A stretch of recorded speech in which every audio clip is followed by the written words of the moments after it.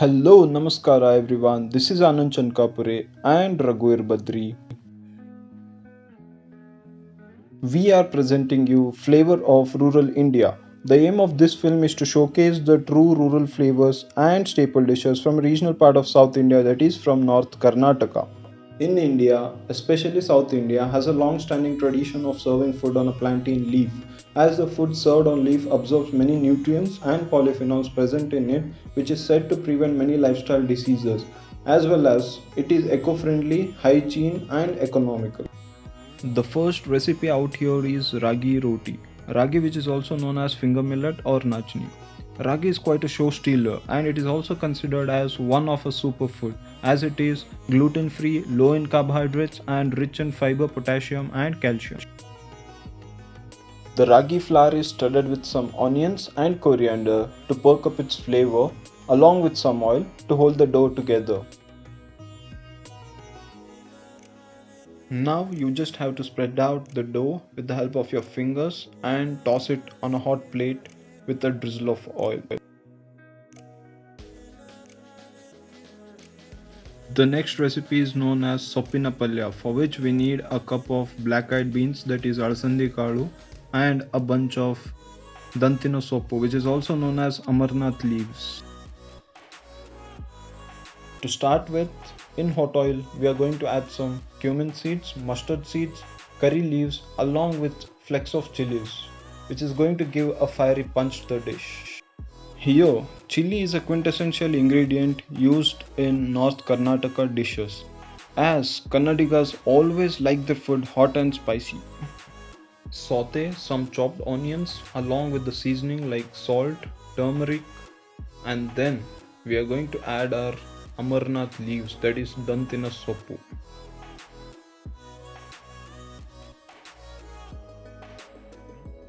Add some pressure cooked black eyed beans or alasandi kalu along with some freshly grated coconut and saute it well. Now our soppinapalya is ready to serve hot. The third recipe which we are going to cook is North Karnataka famous Badnekai Yennegai Goju, also known as stuffed aubergine or eggplant curry. Now this tangy and creamy flavored goju when enjoyed with jolad roti brings a slightly dry roti to life. We need to parboil our brinjals along with a small slit at the bottom and shallow fry them in a hot oil along with some curry leaves and turmeric. To make the goju or paste, we need to broil some peanuts, sesame seeds, poppy seeds, dry red chilies, and grind all these to a coarse paste by adding shallots, carom seeds, cloves, cinnamon stick, coconut, tamarind, and jaggery. Add the coarsely ground paste to the shallow fried brinjals and along with a splash of water to achieve the right consistency. Badnekai Yennegai Goju is now ready to serve.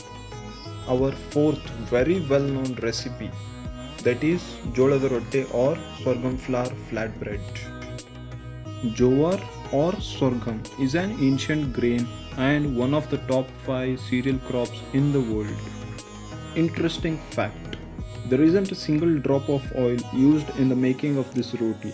The only thing that binds the flour together is a few tablespoons of hot water. The indigenous way of flattening the dough is by tapping on it with your palm. One among the great cities with ancient history of food and culture is Bidar. Bidar, a historical city located in the region of North Karnataka. The word Bidar emerged from the word Bidri, which is a kind of Damascene work known as Koftagiri. This unique artware is originally gifted by Persian artists at the time when Bahmani dynasty ruled Bidar in 14th and 15th century. The uniqueness of this art comes from the soil of the Bidri fort, which contains different chemicals, lime, and is believed to give a lustrous black color to the Bidri products.